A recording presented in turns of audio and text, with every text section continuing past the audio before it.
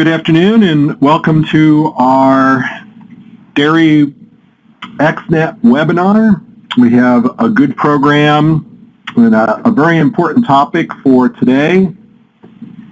We'll get into that in a moment. Our speaker is going to be Dr. Steve Nickerson from the University of Georgia. Dr. Nickerson has been involved in mastitis research for many years. He has directed the Mastitis Research Laboratory at Louisiana State University from 1981 through 2001 and conducted research and development on mastitis vaccines and antibiotic treatment, Teat dip formulations, addressed heifer mastitis, and the use of immunostimulants.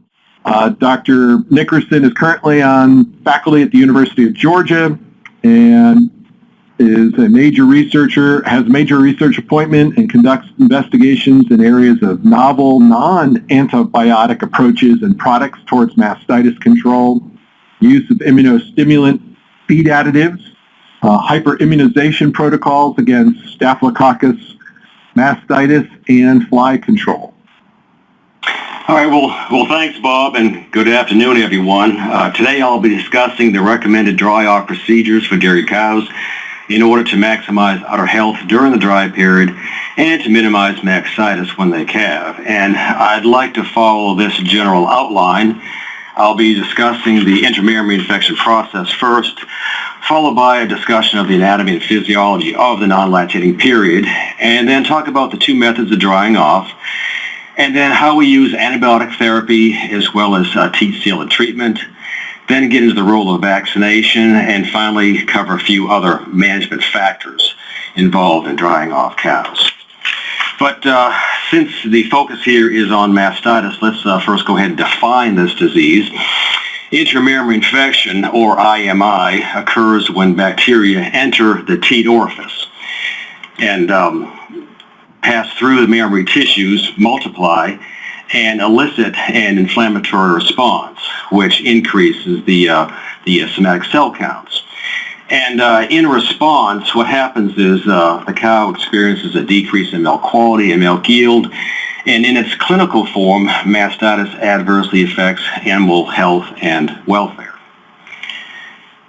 Now, certainly an understanding of the physiology of the dry period and the anatomy of teat end tissues is important in maximizing the benefits of properly drying off quarters to both cure and prevent clinical and subclinical cases of mastitis.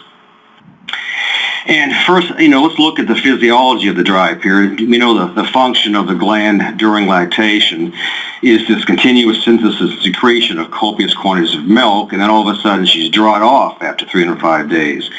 And so the gland is going to progress through three stages, active involution, followed by steady state, and the third stage is colostrum formation. And we know a dry period is necessary to optimize milk production for the next lactation. But we also know that during the beginning and the end of the dry period, that mammary gland is highly susceptible to new cases of mastitis. Now, this graph shows the rate of new infection plotted against the lactation cycle. And as you can see here, the mammary gland is highly susceptible to new infections shortly after drying off. And most of these new infections are due to environmentals, the E. coli and Streptococcus aureus, for example. And it's important to note that these new infections here are in addition to existing infections that are already present in the mammary gland. And so they're very susceptible during this active involution phase. Now, during steady state involution, they're very resistant. The mammary gland is not susceptible at all to new infections. But again, as calving approaches and we go through the period of colostrogenesis, the rate of new infection increases again. In fact, greater than 50% of all clinical mastitis cases in early lactation are due to these environmentals that are acquired during the dry period. So, why do we have the increase in susceptibility during the early and the later phases of the dry period? Well, let's look at the three phases in detail to discuss this. Active involution lasts for about 3 to 4 weeks into the dry period. Maximum accumulation occurs 2 to 3 days after drying off, and then the volume significantly decreases by about day 4. And the volume of milk continues to decrease through day 16 and probably through day 30 of the dry period. And this decrease in volume is a result of resorption of milk by the cow's body and, of course, by leakage of milk as shown here. Also, during active involution, we see an increase in antimicrobial activity in milk. We see increases in lactoferrin concentrations.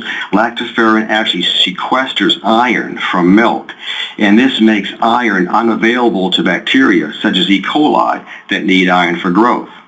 Also, lactoferrin plays a big role in controlling white blood cell function. For example, lactoferrin promotes the engulfment and phagocytosis and killing of bacteria by neutrophils.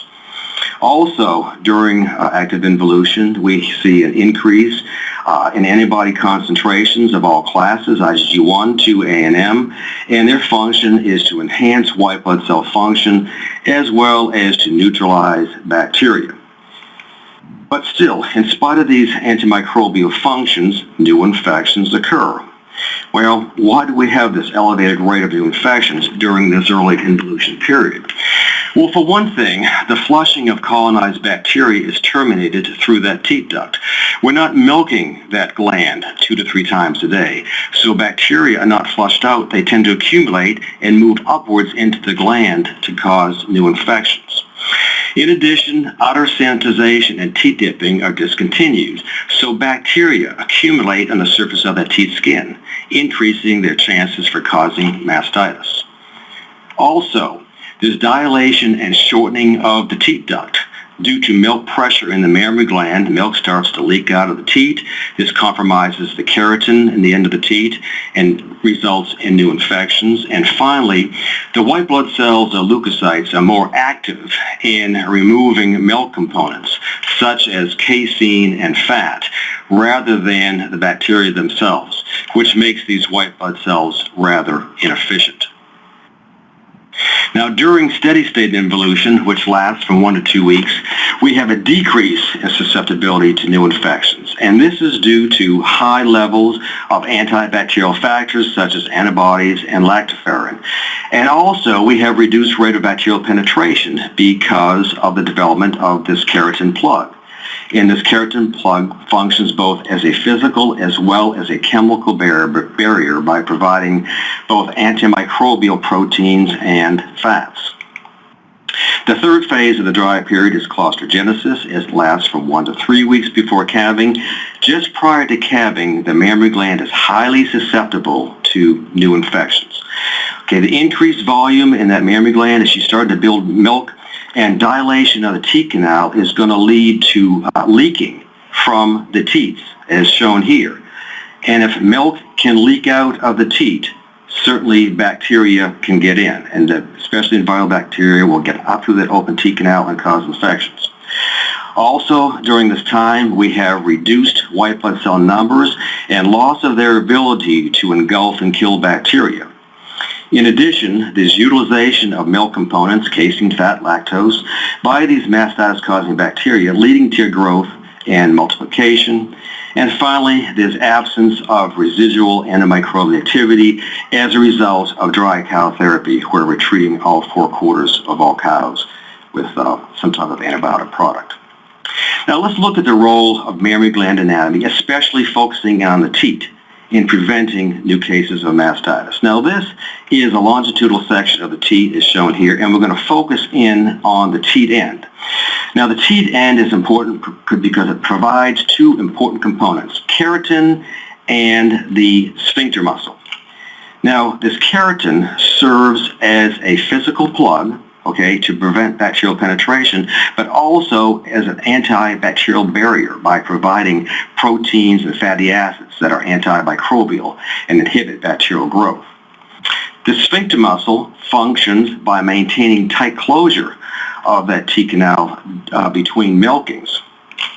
However, when that sphincter is relaxed, bacteria can access that teat canal when it's open and move into the mammary gland to cause infection. However, between milkings, as that sphincter tightens up, okay, it's going to close that opening and bacteria is apt to cause infection in the mammary gland. Now, both the keratin and the sphincter muscle are real important to consider when we dry off cows, because we want to maintain the natural integrity of these two types of tissues. And when we infuse anything into that mammary gland, such as antibiotic or teat seal, we could compromise that teat end.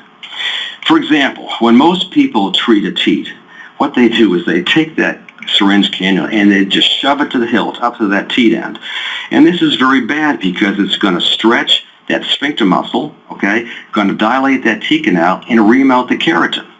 In addition, by taking that cannula and moving it from the outside to the inside of the gland, any bacteria at the orifice here, okay, can be jetted up into the mammary gland. If these are environmental bacteria, such as E. coli or prototheca, which are resistant to drugs, then we've created a new infection.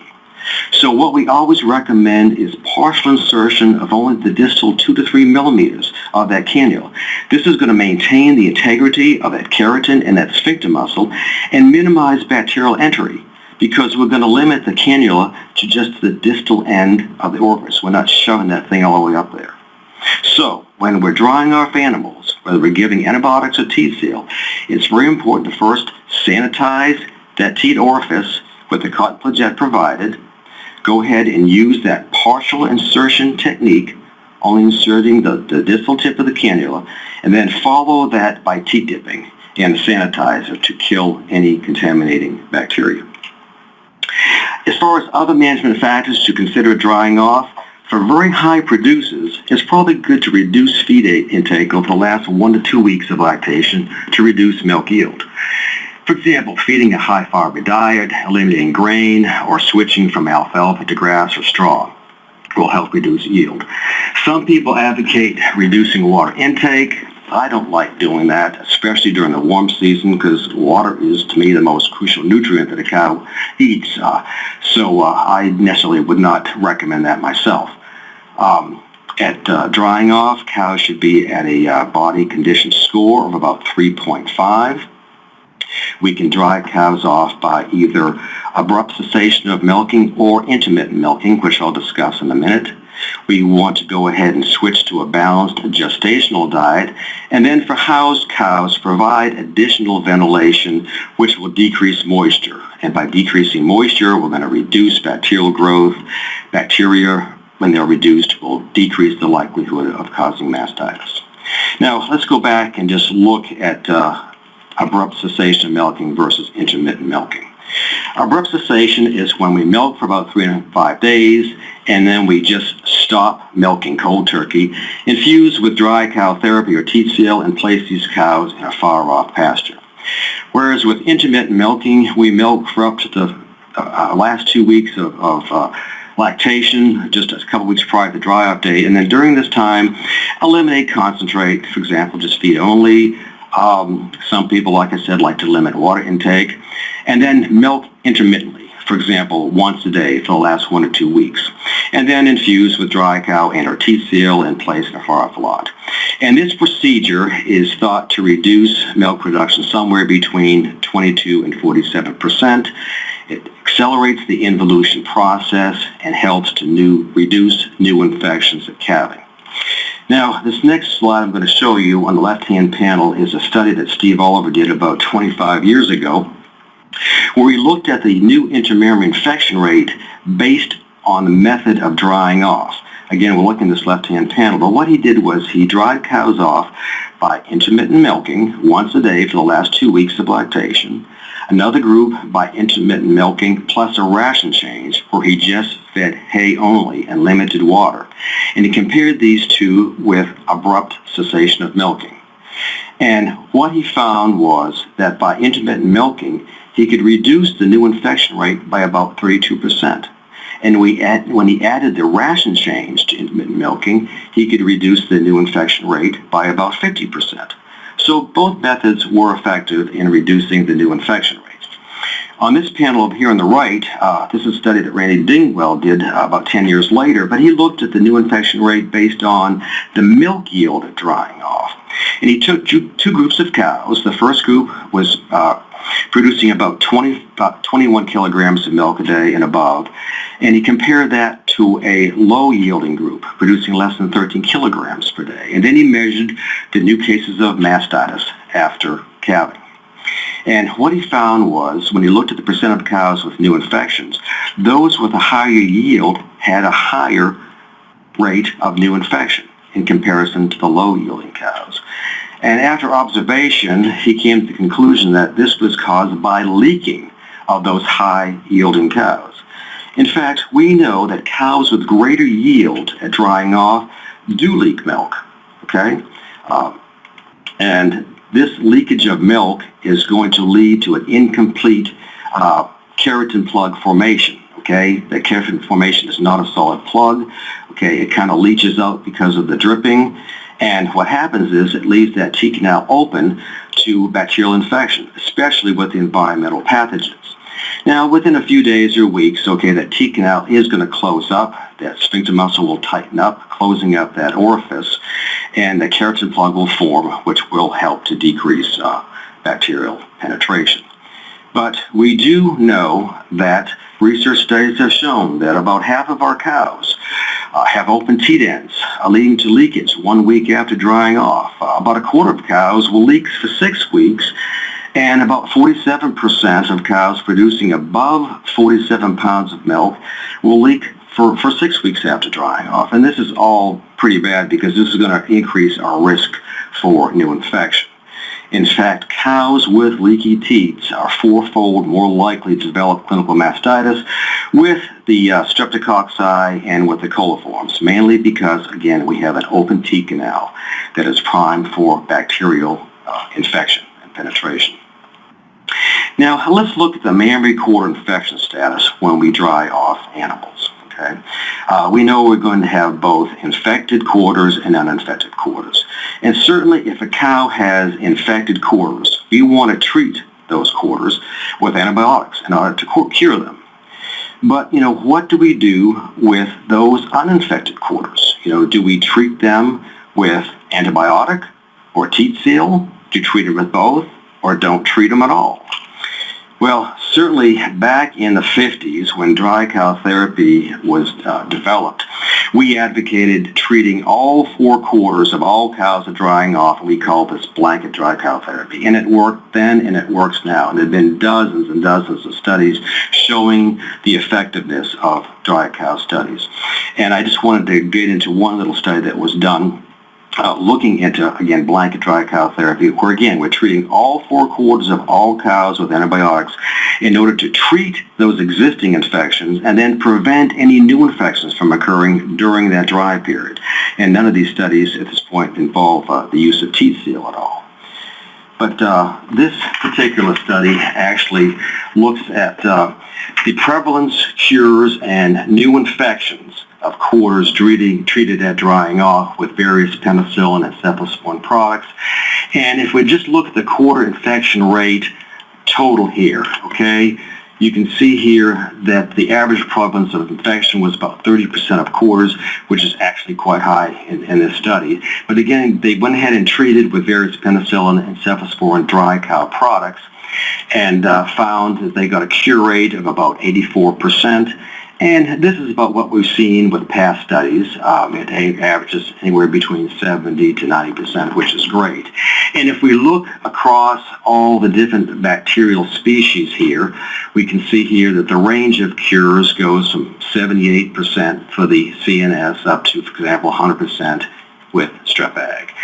In fact, speaking of CNS, they're always the most prevalent organisms, and unfortunately, they don't have the greatest cure rate.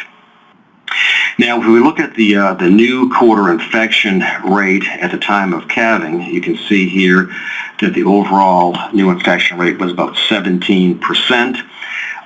Again, the CNS are the most prevalent organisms that we find, and unfortunately, they have the highest new intramammary infection rate, again, which is pretty standard. This 17% new infection rate actually represents about a 40% decrease in prevalence of infection, or decrease in new infection rate, and which is a little bit low compared to the average, which previous studies have shown to be somewhere between 50 and 80%. But what this recent study did show again was that dry cow therapy is instrumental in curing those existing infections that are there in the gland at drying off, and also helping to prevent any new infections at the time of calving. Now, since dry cow therapy works so great, what about multiple infusions at drying off to improve cure rates? Well, studies have shown, unfortunately, that treating twice at drying off or at drying off at some other times, they're not beneficial. In fact, they actually may pose additional risks, because you could be introducing bacteria by way of the syringe cannula, and also by treating more with antibiotics, you could increase the residues in the bulk tank. So certainly, most of our researchers would advocate a single infusion of dry cow therapy per quarter is recommended, and this will usually last for about 4 weeks into the dry period. More recently, selective dry cow therapy has become very popular. And by selective, I mean selecting only those quarters or cows that we know are infected or think are infected. And this is used to reduce expense, drug use, and the development of antibiotic-resistant bacterial strains. And the selection of which cows or quarters to treat is based on bacterial culture of milk samples or the use of the somatic cell counts. And usually, if the cell count is above 200,000 cells per mil, we say treat at this level. If it's less than 200,000 mils, we assume those quarters are uninfected, and we don't treat with antibiotics, but we actually dip in a sealant for an external sealant, or infuse an internal sealant.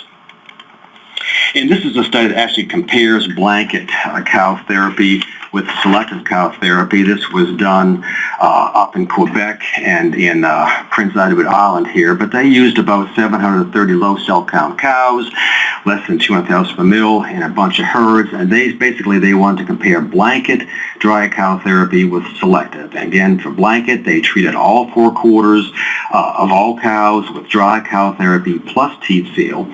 And those that were selected for treatment, these are only the infected cows that would receive dry cow therapy plus Teat seal. If cows were found to be uninfected by culture, they only received the Teat seal. And when they looked at the percentage quarters infected at calving, what they found was that the blanket dry cow therapy was very similar to selective dry cow therapy overall. And this overall value is just an average of selectively treating the uninfected quarters with Teat seal and selectively treating the infected quarters with dry cow therapy plus Teat seal. But again, you see no differences across these various treatments. So what they concluded was that selectively treating culture-positive cows was as good as blanket therapy at drying off, with the caveat that cell counts are less than 200,000 per mil, okay? Very important there.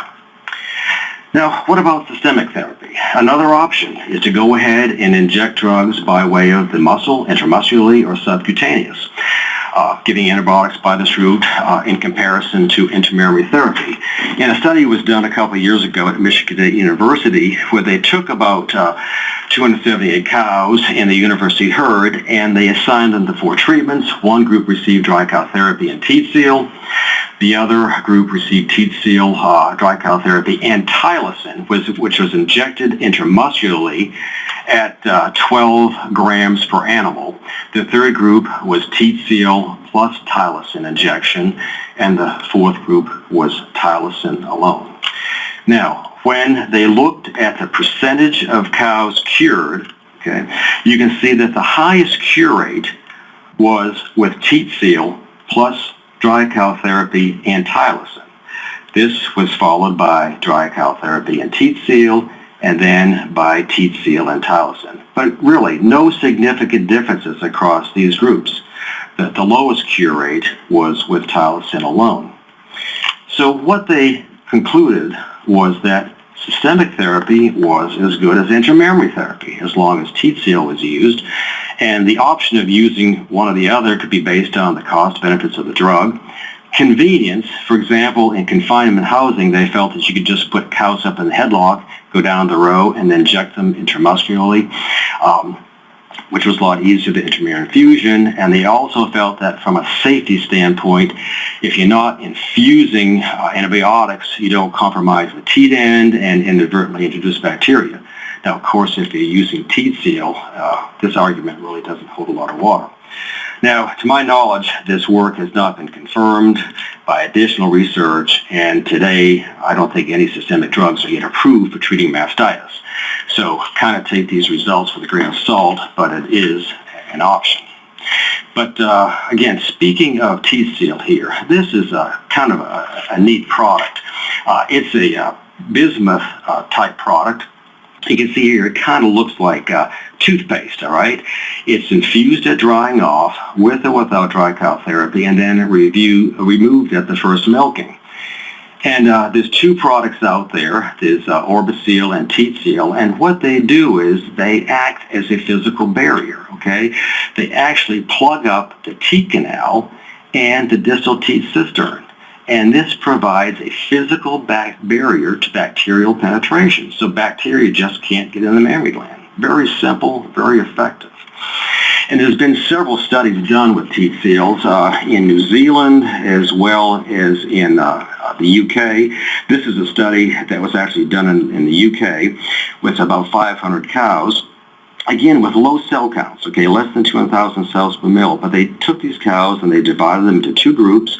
One group received Orbiseal, the other received Cephalosporin, which is a dry cow cephalosporin product. And what they did was they measured the new infections during the dry period and then the clinical mastitis during the first 100 days of lactation. And basically what they wanted to see was, okay, is Orbiseal as good as using dry cow therapy? And looking at this graph here, they looked at the new infection rate with various mastitis pathogens, strep species, E. coli, Enterococcus, and the Coagulus negative staph. But you can see here between the antibiotic and the Orbiseal, there's essentially no difference in these graphs except for E. coli, okay? By using Orbiseal, they found 70% fewer E. coli infections, which was significant. So what they concluded here was that Orbiseal was as effective as dry cow therapy, but actually better in preventing the coliform infections. Santa Gauda did a subsequent study also comparing Orbiseal with dry cow therapy, and what she did was she infused all 4 quarters at drying off with dry cow therapy, and then she took 2 contralateral quarters, and in addition she infused the Teat seal. And then she looked at the results. And what she found was that compared with dry cow therapy alone, the dry cow plus Orbiseal resulted in 30% fewer new infections during the dry period, a third less clinical mastitis, lower cell counts, and she concluded that the combination was superior to dry cow therapy alone. In another study, okay, done by Sanford, he also compared Orbiseal and dry cow therapy in a multi-herd study. In one set, he infused 2 quarters at drying off with dry cow therapy alone, and the other 2 quarters of each cow at drying off received dry cow therapy plus Orbiseal. And then he went ahead and measured the new infections after calving, and he found that compared to dry cow therapy alone, those quarters treated with both, okay, were 27% likely to acquire new infections when you consider all bacteria together. They were 38% less likely to have environmental pathogen infections, and 58% less likely to acquire new coliform infections. So again, what they concluded was that certainly the combination of dry cow and Orbiseal was superior to dry cow therapy alone, especially against the environmental pathogens and the coliforms. And when I say environmentals, I'm talking about coliforms plus the environmental streps, just so that's clear. And more recently, a summary of 12 different trials evaluating teat seal in dry cow therapy showed that the use of teat seal plus antibiotic, infused into a quarter, or just teat seal alone, intramammary quarter, were equally effective in decreasing the new infections at calving and the number of clinical mastitis cases. However, the addition of dry cow therapy did help to lower the somatic cell count. And obviously what's happening is the dry cow therapy was curing those existing infections that were present at the time of drying off. Now, speaking of teat seal, it's real important to use the proper infusion methods for this substance, all right? The first thing you want to do, you want to compress the area at the base of the teat with your thumb and your forefinger, because you want to block off the teat cistern from the gland cistern. You want to insert that cannula using the partial insertion method into that teat canal, and then slowly infuse the contents into the teat cistern. Because if the teat cistern is open to the gland cistern, and if you take and just jet that teat seal up into the mammary gland, it's going to end up way up here, and it's going to milk out, for days or sometimes weeks after calving. So just use the proper teat seal infusion methods to be more successful with this product. Other management factors to consider drying off, certainly for house cows, we want to cool them with fans and sprinklers. This is going to increase cow comfort, encourage dry matter intake, improve immune function, which will help to decrease the level of mastitis. We certainly want to change the bedding daily and make sure cows have access to clean pasture, because what this is going to do is decrease the pathogen load at the teat end and ultimately reduce the incidence of mastitis. Certainly by providing proper nutrition and supplements such as certain vitamins, selenium, copper, zinc, and additives such as Omnigen, all of these help to improve leukocyte function against mastitis-causing pathogens during the dry period and can help to lower the incidence of infection at the time of calving. As far as the length of the dry period, certainly first lactation cows should have about a 50 to 60 day dry period, but older cows can get by with a much shorter 35 to 45 day dry period.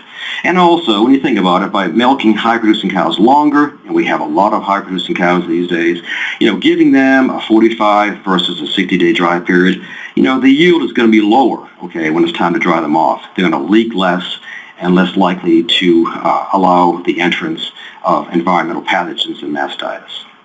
The last thing I want to talk about here is vaccination against environmental mastitis, particularly against coliform mastitis. The use of coliform vaccines at drying off and around the time of calving has certainly helped to decrease the incidence of clinical mastitis after cows freshen. And economic analyses have shown that the practice does return about $57 per cow, and it's profitable when more than 1% of the herd has clinical coliform mastitis, and all of our herds in this country would qualify. Everyone has at least one coliform cow in their herd.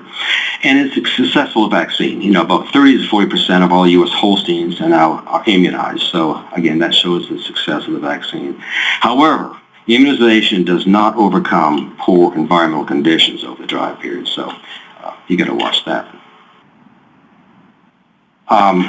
There are 3 coliform vaccines on the market now with solid research on them. The first vaccine is the Endovac Bovi. This is a 2-shot regimen. It's given 2 to 3 weeks apart during the dry period. The second vaccine is the JVAC. The JVAC is another 2-shot regimen. It's given at drying off and then 2 to 4 weeks later into the dry period. And the third vaccine is the EnviroCore, and this vaccine is a 3-shot regimen. It's given during the 7th and 8th month of gestation and then again within 2 weeks of calving. But the use of these vaccines has shown to be about 80% effective in preventing new cases of clinical coliform infections when these cows calve. Well, to summarize here, it's important to note that, proper dry-off procedures do promote udder health during the dry period. For high producers, we may want to decrease dietary energy intake over the last 2 weeks of lactation to reduce yield. In my opinion, abrupt cessation is as good as intermittent milking with a diet change. But certainly for the very high producers that we're drying off, you can use intermittent milking to decrease production, minimize that leakage at drying off, and minimize the entrance of environmental bacteria. As far as dry period length, heifers need a 50 to 60-day dry period. Multiparous cows get by with 35 to 45-day dry period. Selective dry cow therapy is as good as blanket dry cow therapy for low cell count cows or herds, those with cell counts of less than 200,000 per mil. And when we talk about treat both with dry cow and teat seal are recommended to maximize benefits, whether you're talking about blanket or selective therapy. But I would use dry cow therapy, blanket dry cow therapy, treating all 4 quarters of all cows at drying off